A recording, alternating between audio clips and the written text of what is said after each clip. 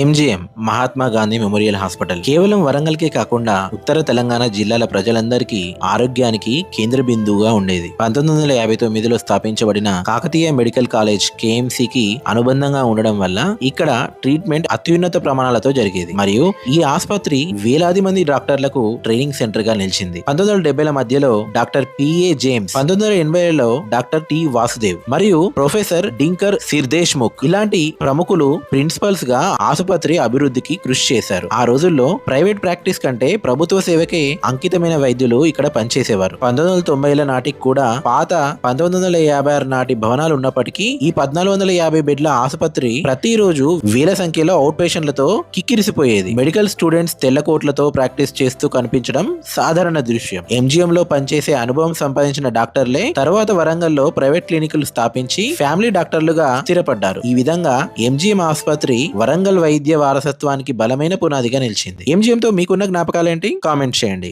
మరెన్నో ఇలాంటి వీడియోస్ కోసం వెంటనే మన ఛానల్ ని సబ్స్క్రైబ్ చేసుకోండి.